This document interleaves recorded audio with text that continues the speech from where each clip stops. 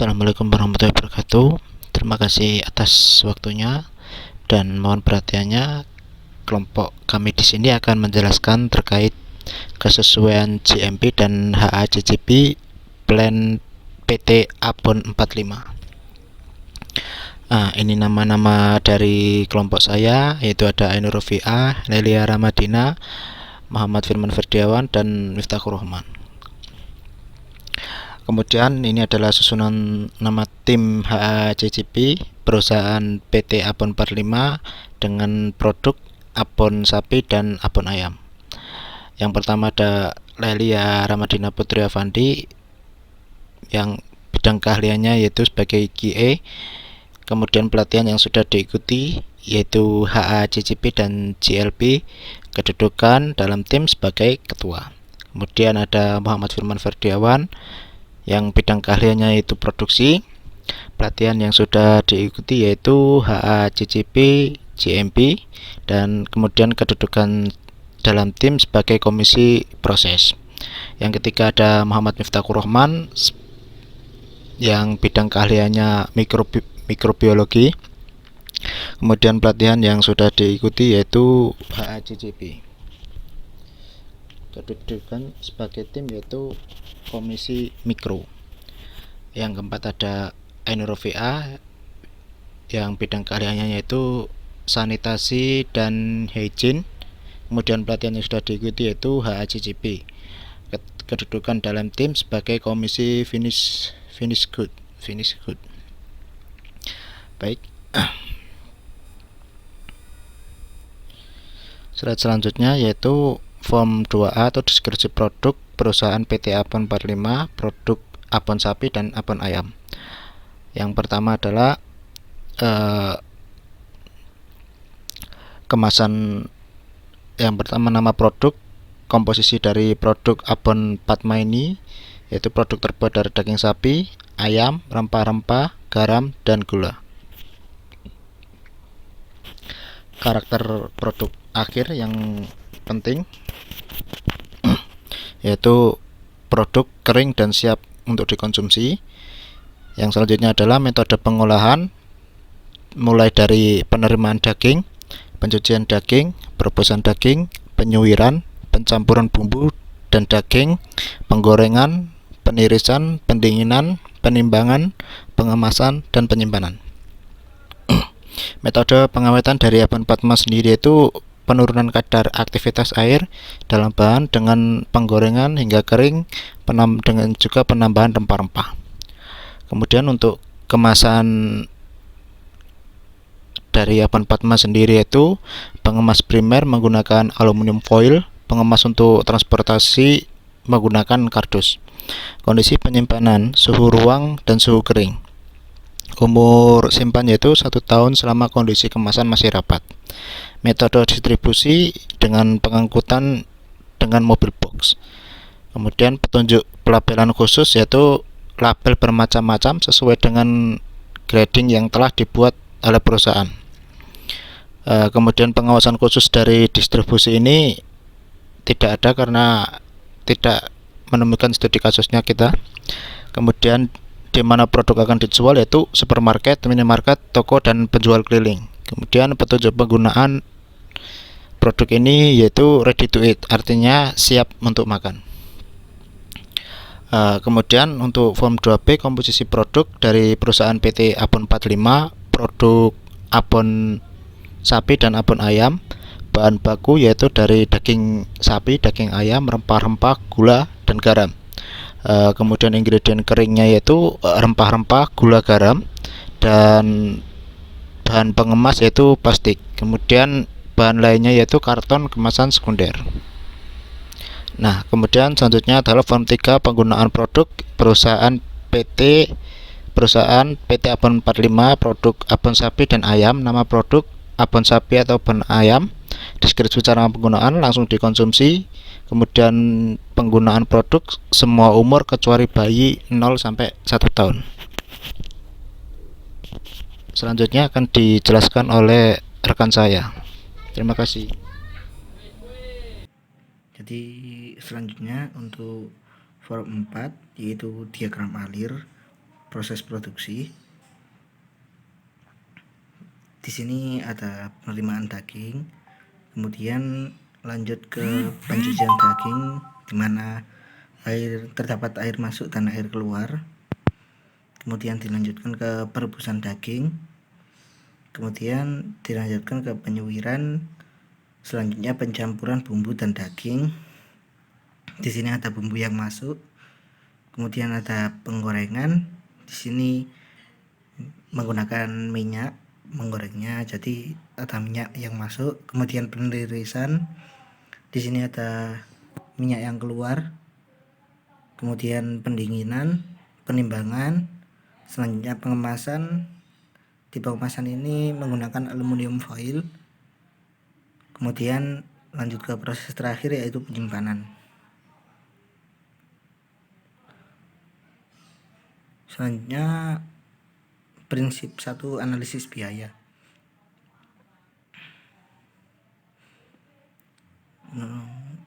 Pada tahap pertama yaitu penerimaan daging, terdapat potensi bahaya fisik dan biologi, di mana fisik yaitu terjadi kontaminan polutan dan biologi kontaminasi mikroorganisme dengan tangan bekerja dan wadah penyimpanan. Untuk keterangannya, yang fisik, penerimaan daging dikarenakan dilakukan di lingkungan terbuka, dan untuk potensi bahaya biologi karena karyawan tidak memakai pakaian yang higienis. Kemudian lanjut ke tahapan proses kedua yaitu pencucian daging. Pada pencucian daging terdapat 3 potensi bahaya yaitu fisik, biologi, dan kimia. Di mana fisik yaitu adanya polutan dari benda-benda yang larut di air dikarenakan sistem pencucian yang buruk. Kemudian untuk biologi, kontaminasi mikroorganisme dikarenakan sumber air yang tidak ada perlakuan khusus. Kemudian bahan kimia, untuk potensi bahaya kimia, bahan kimia yang larut dalam air, sumber air yang tidak ada perlakuan khusus. Untuk yang ketiga yaitu perebusan daging, terdapat 2 potensi bahaya yaitu kualitas dan fisik. Untuk kualitasnya tekstur daging, di mana dikarenakan human error. Kemudian fisik yaitu kerusakan fisik, overcooking atau overheating. Di sini dikarenakan penggunaan tungku berbahan kayu yang susah dikontrol besar kecilnya api. Kemudian yang nomor 4 yaitu penyuiran. Di sini terdapat potensi bahaya kualitas, fisika, dan biologi. Untuk kualitas, ukuran tidak seragam dikarenakan penyuiran dilakukan secara manual tanpa menggunakan peralatan yang higienis. Kemudian untuk fisika, terdapat kontaminasi polutan dikarenakan belum menggunakan peralatan yang higienis.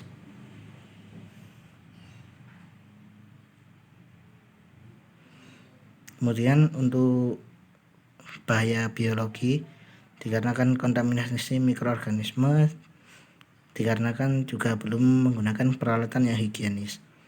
Kemudian untuk yang nomor 5 yaitu pencampuran bumbu dan daging. Di sini terdapat 3 potensi bahaya yaitu kualitas, fisika, dan biologi. Untuk kualitas yaitu kualitas produk. Di sini dikarenakan pencampuran menggunakan cara manual, dan pada potensi bahaya fisika dikarenakan kontaminasi dengan polutan. Di sini disebabkan oleh karyawan tidak memakai alat yang higienis. Kemudian biologi, kontaminasi mikroorganisme. Di sini karyawan tidak memakai alat yang higienis.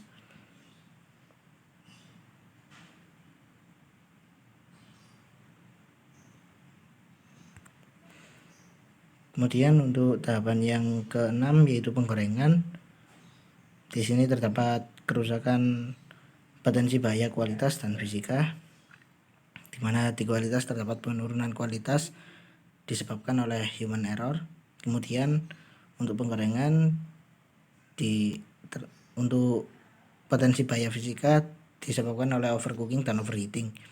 Di Di sini dikarenakan penggorengan dilakukan dengan tungku berbahan bakar kayu sehingga susah dikendalikan panasnya.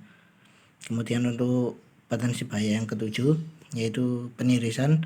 Di sini terdapat potensi bahaya fisika yaitu kontaminasi dengan polutan dari kain penyaring yang rusak. Dikarenakan kain yang membungkus sabun sudah rusak dan terkoyak. Kemudian untuk proses yang ke-8 yaitu pendinginan, terdapat dua potensi bahaya yaitu fisika dan biologi, di mana fisika yaitu kontaminasi polutan dikarenakan pendinginan dibiarkan dalam udara terbuka. Kemudian biologi yaitu kontaminasi mikroba juga dikarenakan pendinginan dibiarkan di dalam udara terbuka. Kemudian untuk yang proses nomor 9 yaitu penimbangan. Di sini terdapat kualitas fisika dan biologi. Untuk kualitas dikarenakan adanya over atau underweight atau lebih berat atau kurang dari beratnya. Ini dapat disebabkan oleh human error. Kemudian untuk fisika, kontaminasi dengan alat produksi. Ini dikarenakan oleh penimbangan dilakukan dengan menggunakan tangan tanpa sarung tangan. Kemudian untuk kerusakan biologi, kontaminasi mikroorganisme disebabkan oleh penimbangan dilakukan dengan menggunakan tangan tanpa sarung tangan. Kemudian untuk proses yang ke-10 yaitu pengemasan. Di sini terdapat kerusakan fisik karena tidak rapat saat penempelan kemasan. Untuk ini disebabkan karena pengemasan dengan menggunakan sealer manual sehingga rentan kemasan terbuka kembali. Kemudian untuk yang proses yang ke-11 yaitu penyimpanan. Di sini terdapat potensi bahaya fisika yaitu kerusakan karena perubahan suhu. Disebabkan oleh penyimpanan pada gudang tanpa ada pengaturan suhu, kemudian kelembaban dan sirkulasi udara.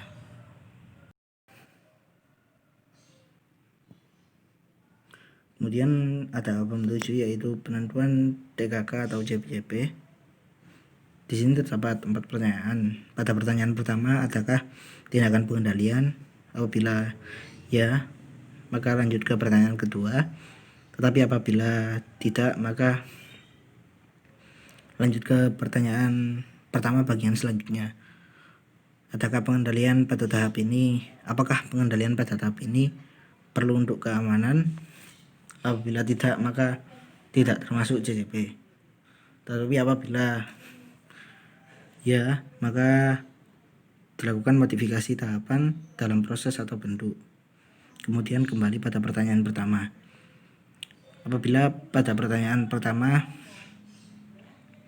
jawabannya ya, maka berlanjut pada pertanyaan bagian yang kedua, yaitu apakah tahapan dirancang secara spesifik untuk menghilangkan atau mengurangi bahaya yang mungkin terjadi sampai tingkatan yang dapat diterima. Apabila jawabannya ya, maka termasuk CCP. Tetapi apabila tidak, maka lanjut ke pertanyaan yang ketiga. Dapatkah kontaminasi yang diidentifikasi terjadi melebihi tingkatan yang dapat diterima, atau dapatkah ini meningkat sampai tingkatan yang tidak dapat diterima? Apabila tidak, maka bukan JJP. Tetapi apabila ya, maka lanjut ke pertanyaan yang keempat. Akankah tahapan berikutnya menghilangkan bahaya yang teridentifikasi atau mengurangi tingkatan kemungkinan terjadinya sampai tingkatan yang dapat diterima? Apabila jawabannya ya, maka bukan termasuk CCP. Tetapi apabila jawabannya tidak, maka termasuk CCP.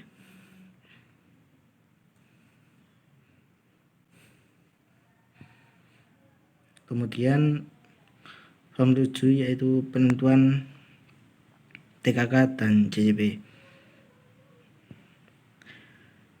Di sini terdapat 11 tahapan proses. Untuk tahapan pertama yaitu penerimaan daging untuk potensi bahayanya fisika dan biologi. Pada potensi bahaya fisika terjadi kontaminan polutan Untuk identifikasi CCP-nya pada pertanyaan pertama, kedua, ketiga, dan keempat tidak ada. Kemudian untuk jenis bahaya biologi, kontaminasi mikroorganisme dengan tangan pekerja dan wadah penyimpanan. Untuk identifikasi CCP-nya untuk pertanyaan pertama dan pertanyaan kedua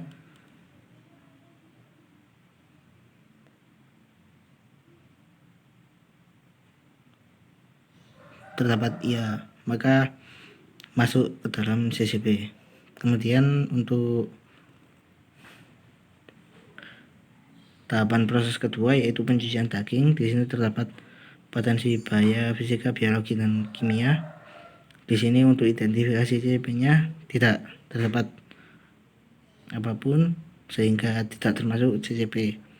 Kemudian untuk proses yang ketiga yaitu perebusan daging, di sini terdapat kualitas dan fisika.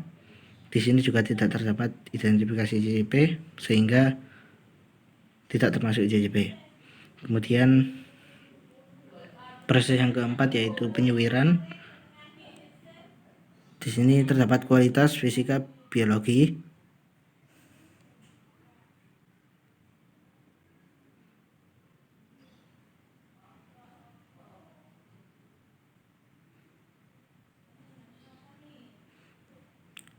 Untuk yang biologi pada pertanyaan pertama yaitu tidak, sehingga termasuk pada CCP.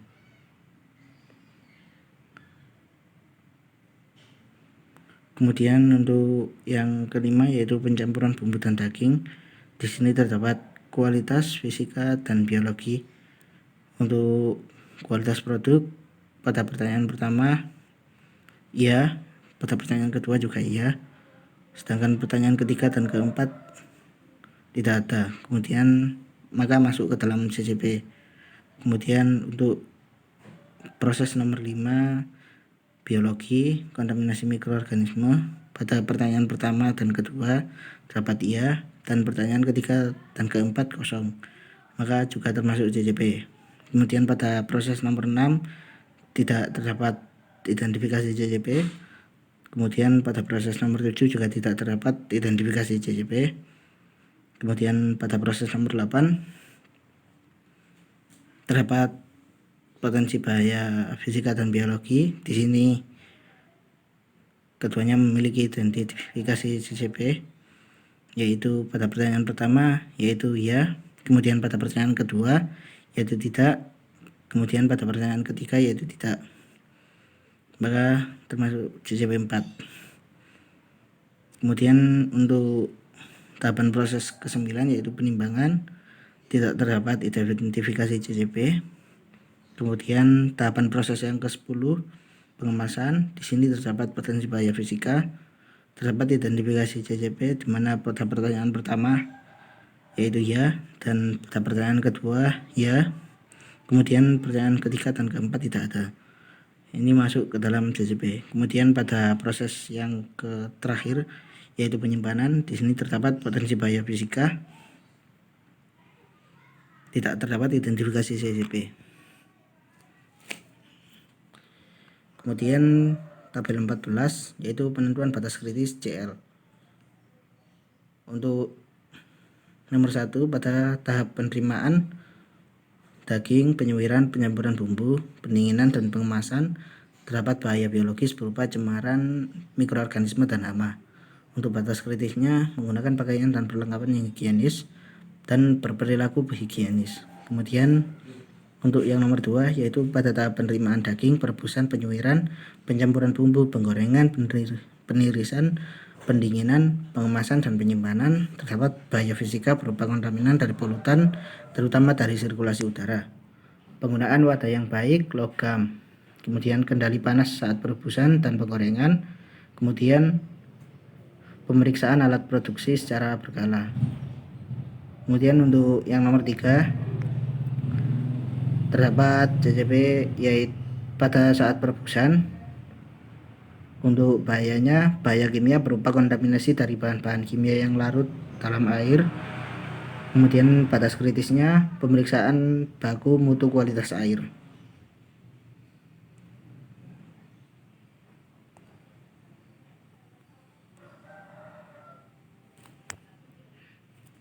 Oke.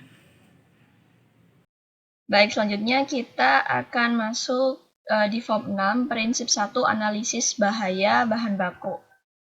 Nah, ini adalah inputan bahan baku. Yang pertama ada daging ayam. Di sini kita bagi bahayanya menjadi 3, mikrobiologi, kimia, dan fisika. Untuk daging ayam, bahaya mikrobanya atau mikrobiologinya itu ada bakteri dari dalam ayam, seperti E. coli, Staphylococcus aureus, dan lain-lain. Tindakan pengendalian atau pencegahannya yaitu dengan pemasakan daging dengan temperatur dan waktu yang tepat agar semua bakteri patogen ini bisa mati. Peluang kejadiannya ini medium, sedangkan keparahannya jika terjadi bahaya ini adalah sangat tinggi atau high. Signifikansinya sangat signifikan. Untuk kimianya tidak ada, fisikanya adalah adanya polutan yang ikut, seperti bulu ayam, jeroan, dan lain-lain, serta daging ayam ada yang busuk. Nah, ini karena penerimaan daging ayam dari supplier serta mutunya tidak sesuai.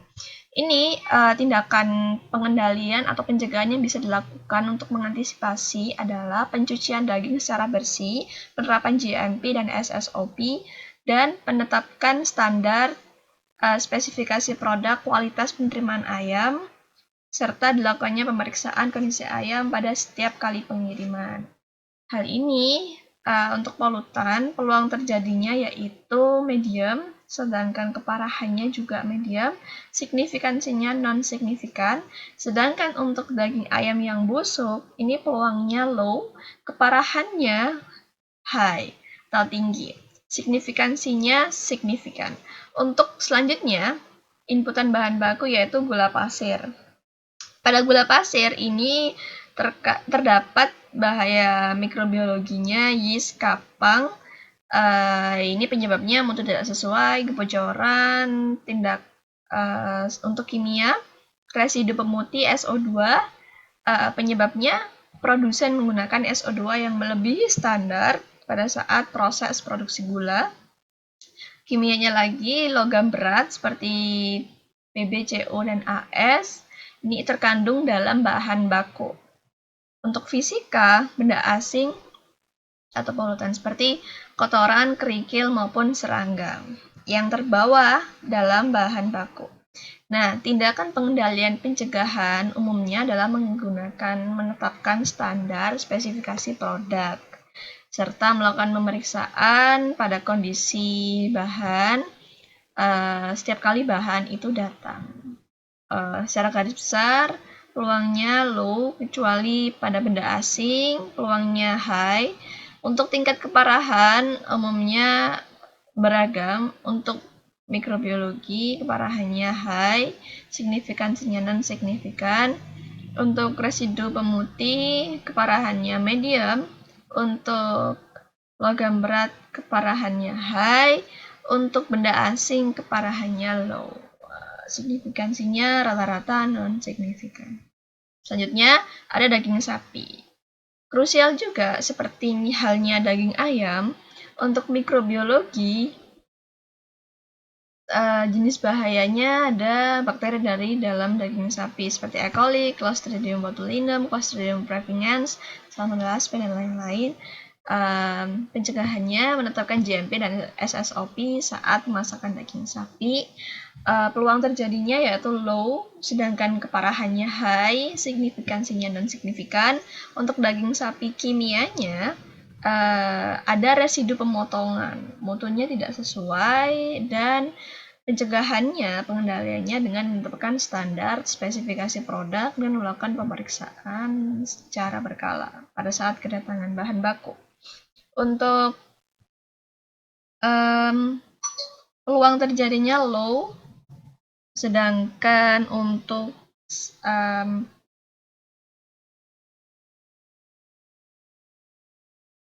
keparahannya, tolong kok ikut di skip ya Mif. Jadi kok sing nyandet-nyandet iku cut. Untuk keparahannya yaitu high, untuk signifikansinya non signifikan. Untuk F, fisika, benda-benda asing, polutan, kotoran, serangga, dan lain-lain. Ini yang terbawa oleh bahan baku. Nah, umumnya standarnya adalah menetapkan standar spesifikasi produk dan melakukan pemeriksaan. Ini peluangnya low, keparahannya medium, dan ini non signifikan. Selanjutnya adalah rempah-rempah. Rempah-rempah mikrobiologinya yaitu kapang dan hamir. Ini karena mutu bahan yang tidak sesuai, pengendalian pencegahannya rata-rata sampai pada garam ini ya. Ini menetapkan standar dengan spesifikasi produk tertentu dan melakukan pembelian supplier yang mampu menyediakan bahan sesuai standar kita, juga melakukan pemeriksaan setiap kali bahan baku itu datang. Itu sangat penting sekali. Umumnya peluang terjadi itu low, sedangkan tingkat keparahan itu bisa dikatakan high jika itu bisa dikatakan high, medium, low. Ini sudah ada semua. Langsung saja kita baca, dan signifikansinya rata-rata non signifikan. Untuk garam juga sama, mikrobiologinya itu kapang hamir dan koliform. Ini terkandung dalam bahan baku. Nah, ini juga sama. Menetapkan standar dan melakukan pemeriksaan. Garam juga secara kimia bisa terjadi adanya bahaya logam berat. Ini kalau misalkan terjadi, ini keparahannya sangat tinggi gitu ya.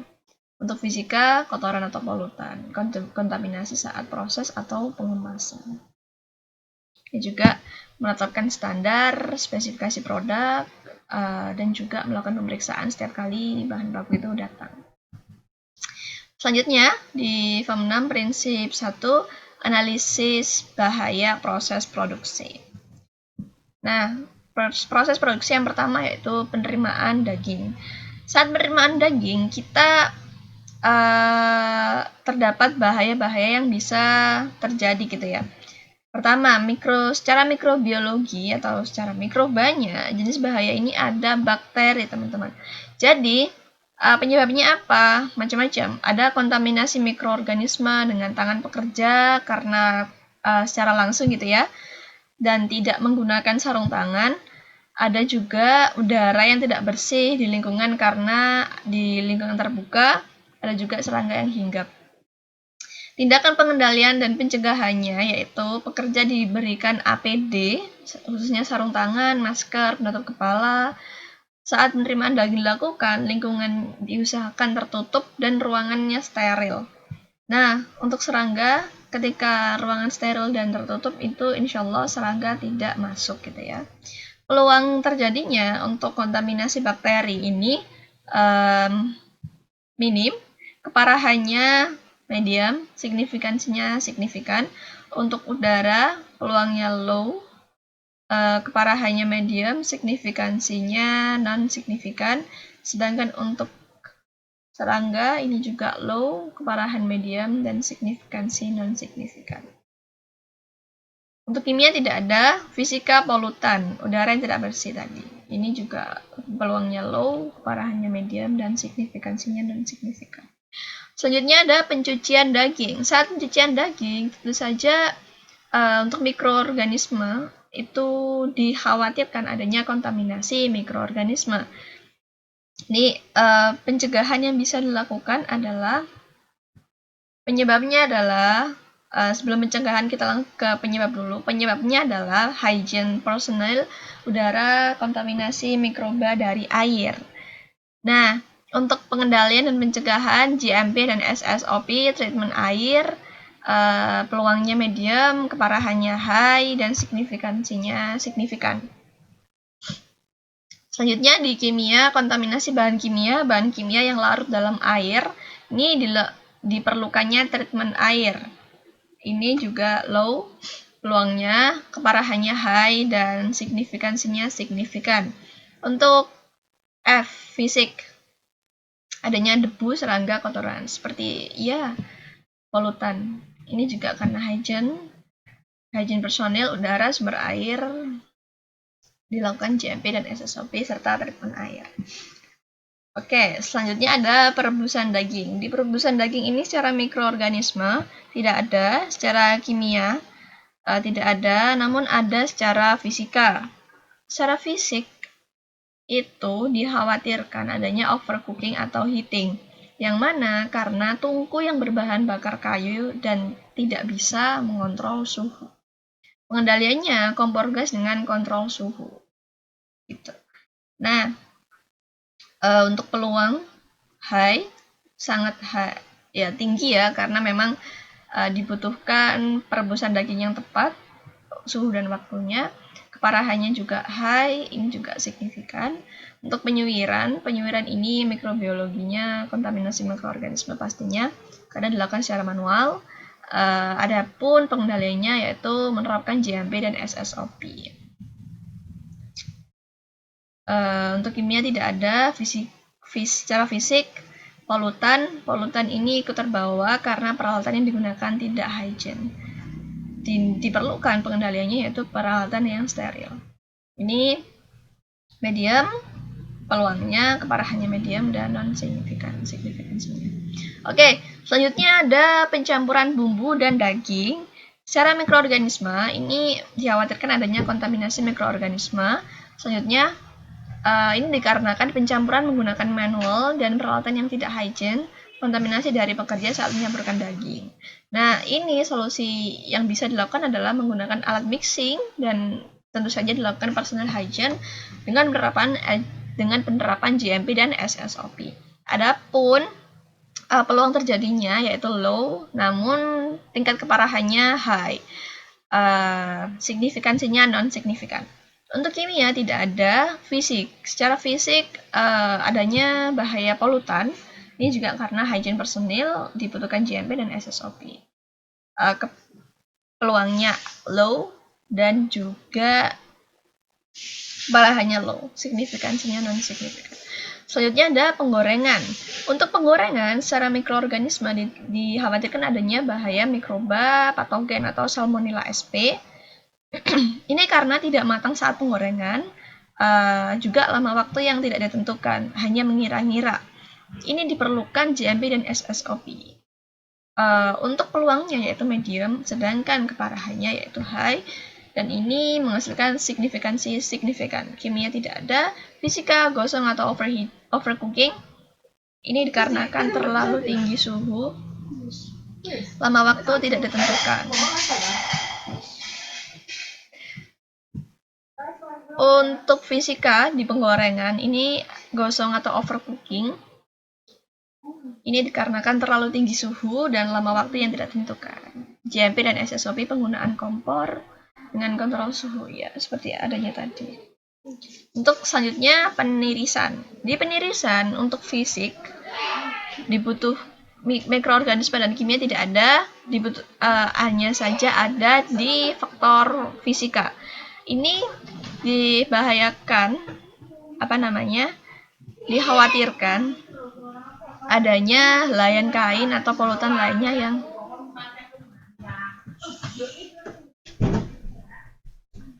jambret. Aduh.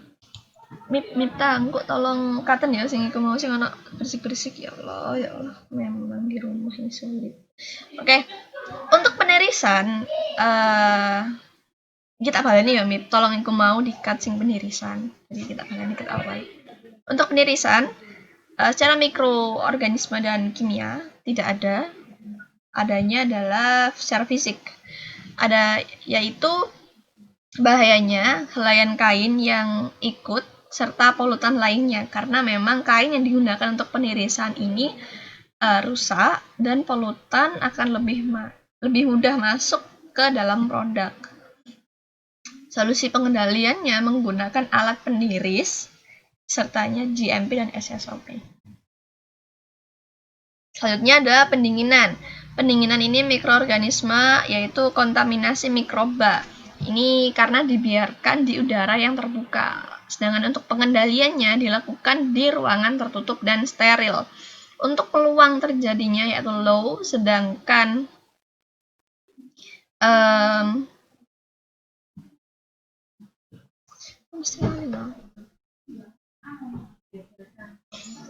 tetap. Sorry. Aduh, rusak. Untuk pendinginan, aku mau tolong dikat ya, Mit ya.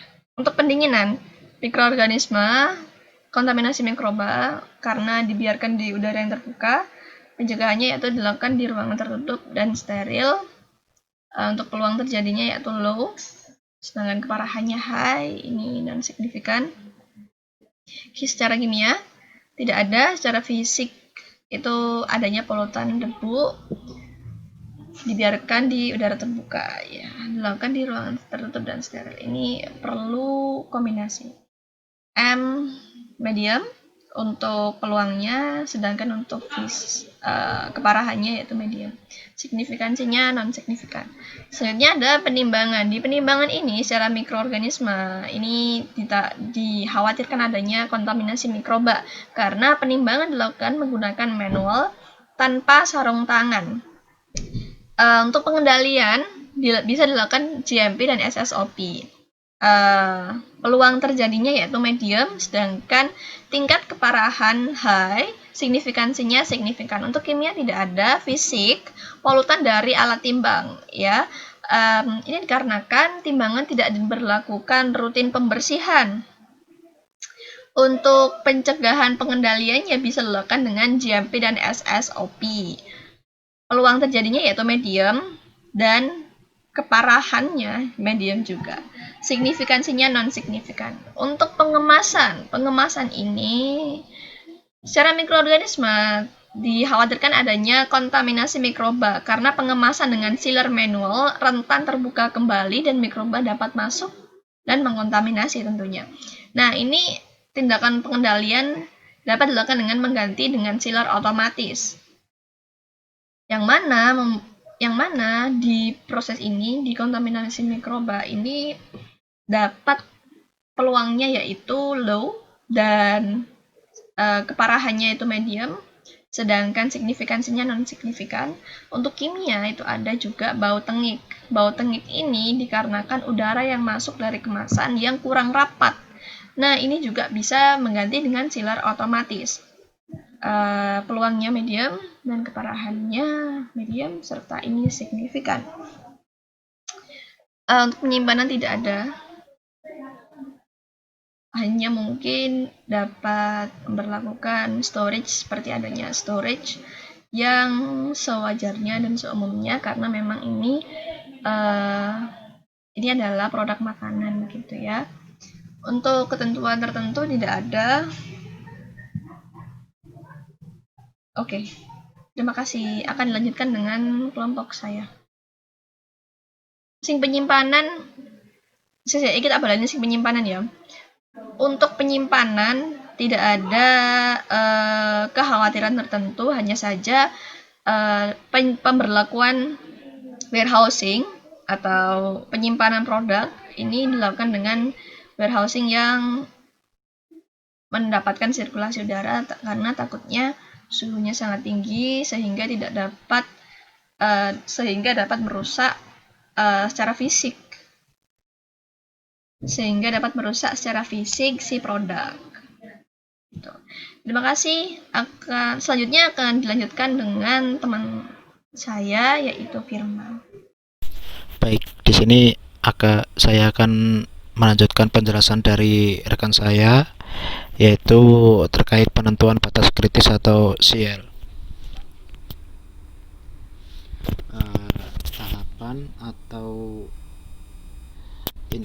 Tahapan atau inputan yang pertama adalah menggunakan penentuan batas kritis ini menggunakan 3 prinsip.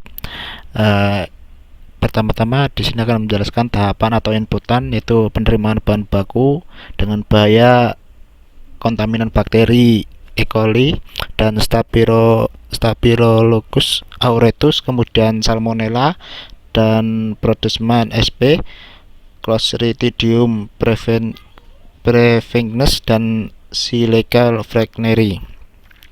Kemudian tindakan pengendalian karyawan harus mengenakan kelengkapan yang higienis seperti masker, sarung tangan, dan penutup kepala. Kemudian prinsip CCIP ya sudah diterapkan. Kemudian prinsip 3 batas kritis yaitu bahan baku sesuai standar perusahaan, GMP dan SOP karyawan berlaku.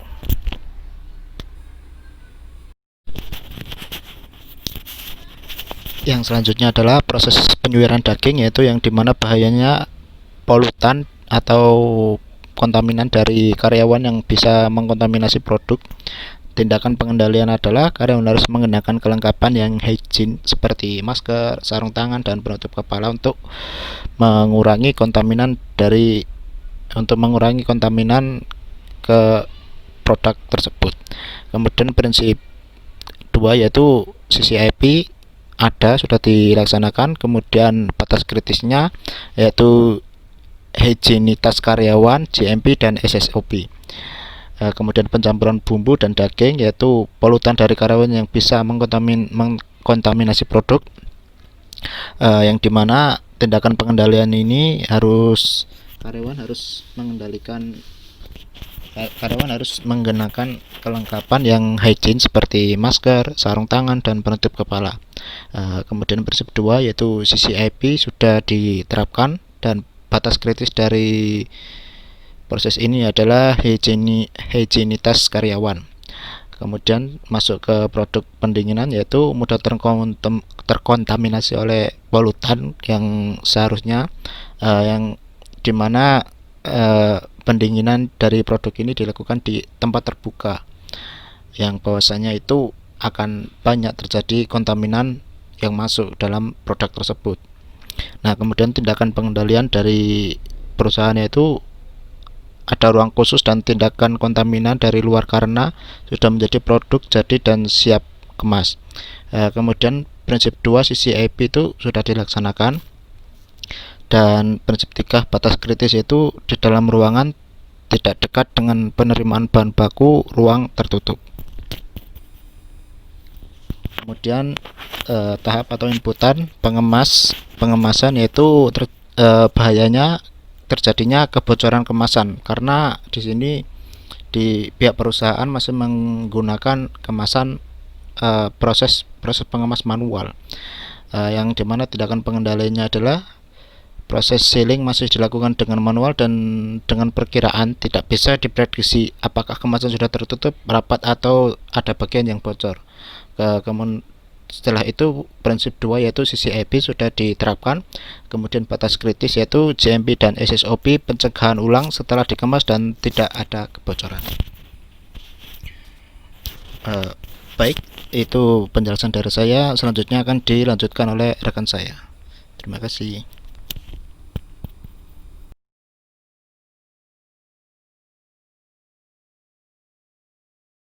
Pada form selanjutnya yaitu form 9 tentang penentuan prosedur monitoring.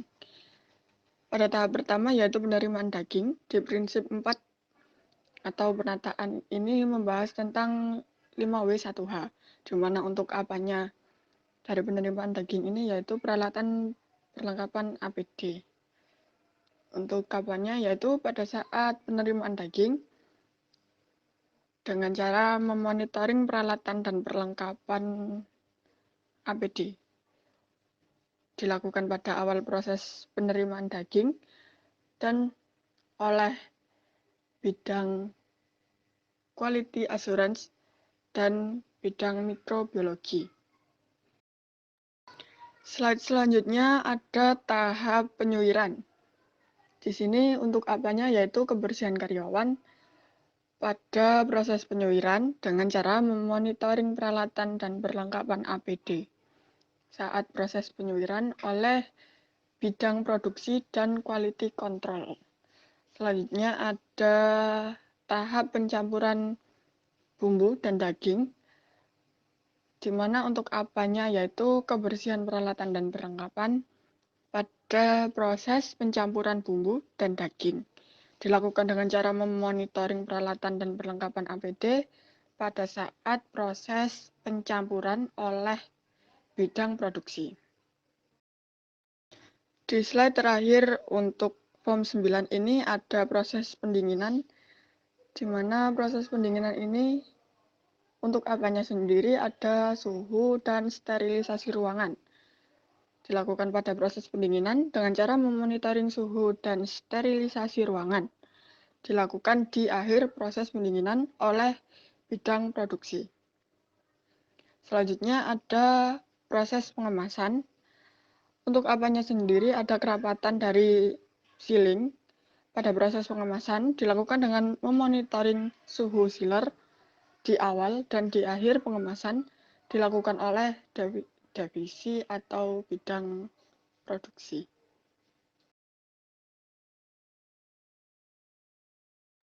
Slide selanjutnya di form 10 tentang penentuan tindakan koreksi. Untuk tahap yang pertama yaitu penerimaan daging.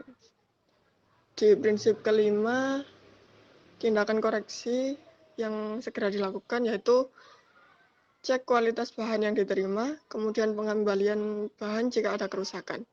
Untuk pencegahannya bisa memberikan standar yang ketat untuk pemesanan daging yang akan dilakukan.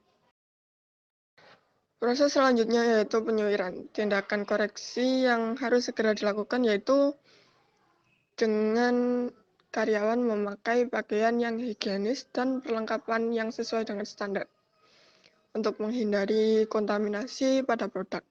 Untuk pencegahannya sendiri yaitu menentukan standar pada perlengkapan yang digunakan oleh karyawan. Selanjutnya ada pencampuran bumbu dan daging.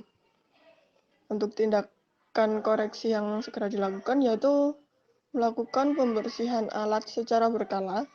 Untuk pencegahannya yaitu menggunakan mesin pencampur agar lebih aman, higienis, serta standarnya sama. Selanjutnya ada proses pendinginan.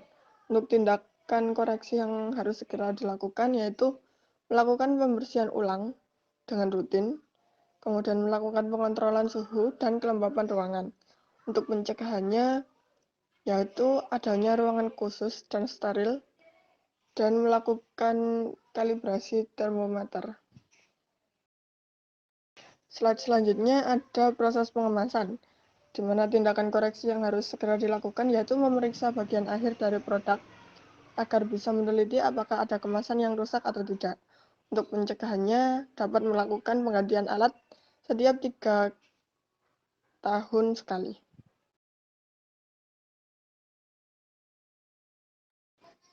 Selanjutnya ada form 11 tentang penetapan prosedur verifikasi. Untuk tahap pertama yaitu penerimaan daging. Di prinsip ke-6 untuk verifikasinya yaitu review hasil analisa quality control. Di slide selanjutnya yaitu ada tahap penyuiran, di mana verifikasinya ya dengan review hasil analisa quality control. Selanjutnya ada tahap pencampuran bumbu dan daging. Untuk verifikasinya, yang pertama ada review rekaman data mix, yang kedua review hasil analisa quality control, dan yang ketiga ada review pelaksanaan preventive maintenance. Pada tahap pendinginan, verifikasinya dengan review hasil analisa quality control. Yang terakhir yaitu tahap pengemasan. Untuk verifikasinya yang pertama review pelaksanaan preventive maintenance, yang kedua review jadwal penggantian spare part, dan yang ketiga yaitu review hasil analisa quality control.